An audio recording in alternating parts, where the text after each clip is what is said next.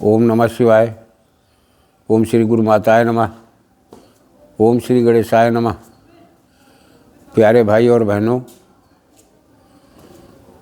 आज मैं आप लोगों को आदिनाथ कृत विद्वेषण मंत्र दे रहा हूँ, जो हमारे भाई बहन एक दुर्बलता के कारण अनायास लोगों के द्वारा प्रताड़ित किए जाते हैं।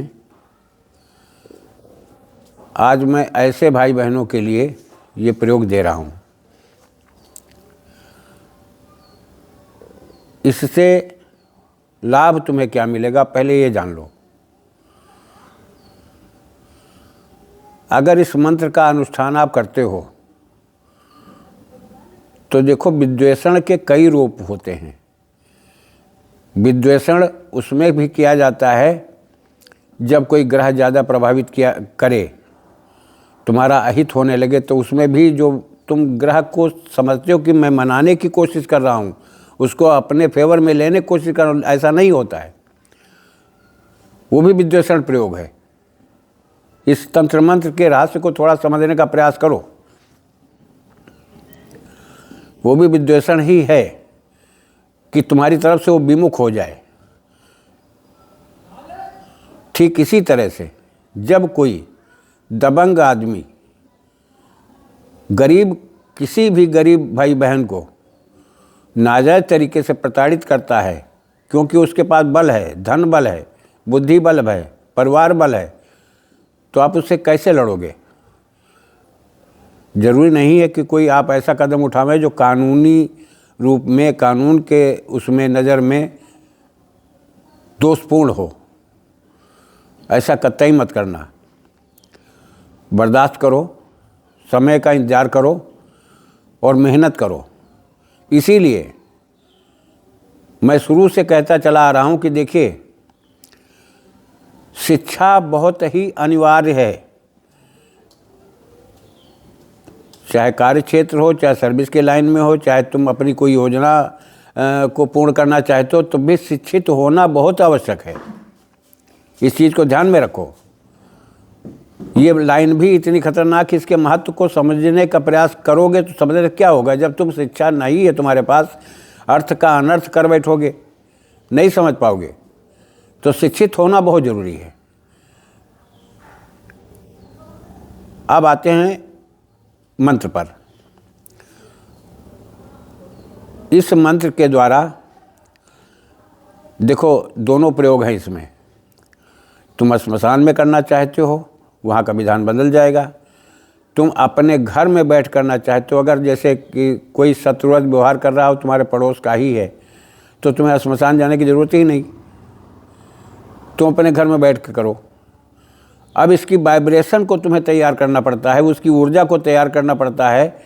जब वो ऊर्जा विकसित होगी, फैलेगी, जैसे कि चिराग जला देने पर रोशनी, प्रकाश हो जाता है, तो जितनी दूर प्रकाश जाएगा, जितनी तेज लौ उठेगी तुम्हारी चिराग से, उतनी दूरी तक प्रकाश जाएगा। ठीक यही सिद्धांत मंत्रों में लागू होता है कि जितनी तुम्हारे पास ऊर्जा होगी, मंत्र की ऊर्जा, उतना ही वो दूरी तक काम करती है। इस मंत्र को घर में बैठ करके प्रयोग करो। विवाद के चक्कर में न पड़ो।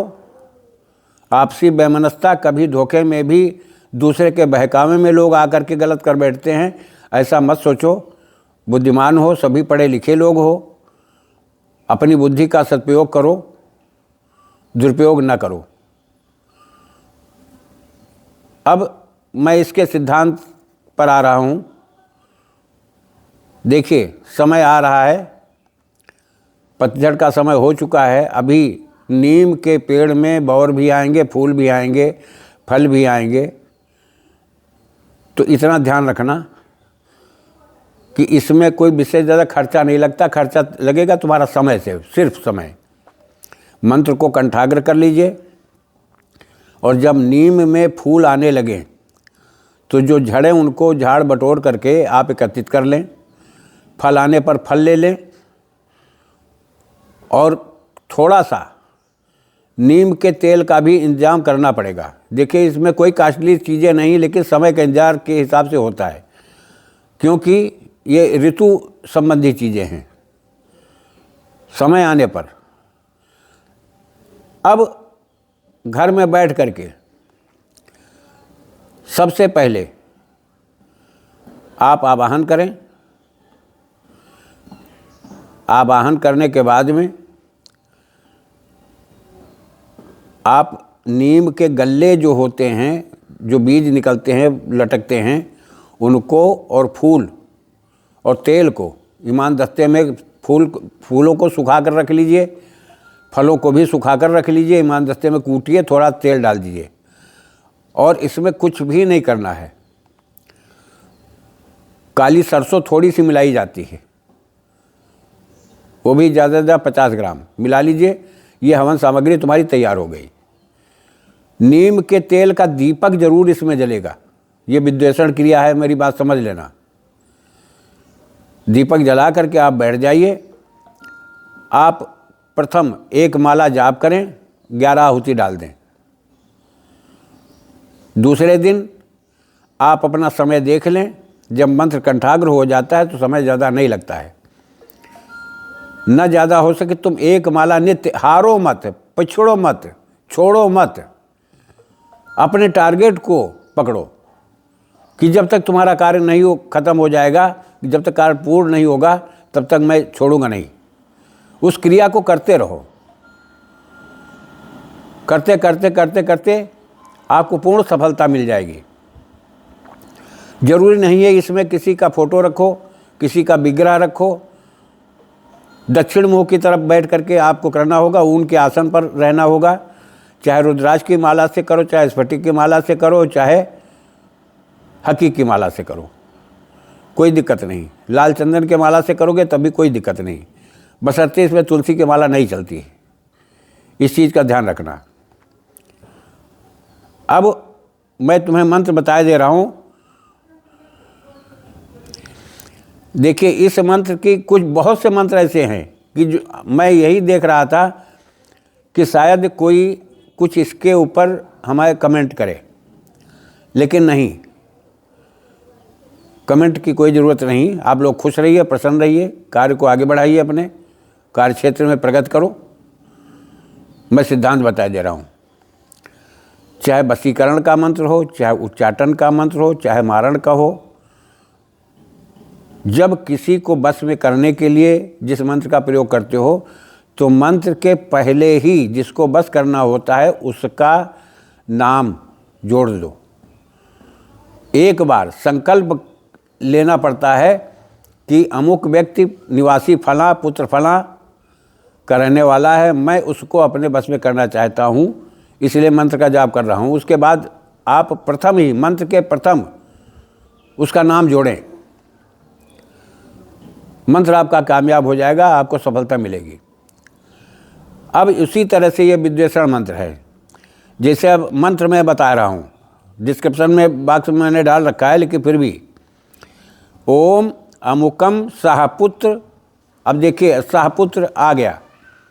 जिसका विद्वेषण करना है पहले उसका नाम, उसके बाद उस पुत्र, सहपुत्र करके जोड़ दो। फिर ग्लौंग बराह बदने विकटांग सदा विद्वेषण कारणि सकल जन्मना संहार कारणि विद्वेषभि वर्धनि ग्लौंग अमुकम ग्लौंग विद्वेषय हुम अमुकम हुम विद्वेषय विद्वेषय ऐक्य बुद्धिम नाशय। जो एकाकार हैं उनकी बुद्धि भ्रमित करो। बुद्धिम नाशय नाशय क्रोधम वर्धय वर्धय ह्रीं हुं विद्वेषय करो।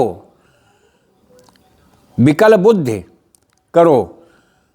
फुरो मंत्र ईश्वर दे वाचा। बस देखो, ये साबरी मंत्र है। और एक चीज़ का ध्यान रखो, जैसे किसी ने कमेंट किया था कि आप लिखा कुछ होता है, बोलते कुछ हो। मेरे भाई, मेरी निगाह भी कमज़ोर है थोड़ा सा, और बोलने में भी मुझे दिक्कत होती है।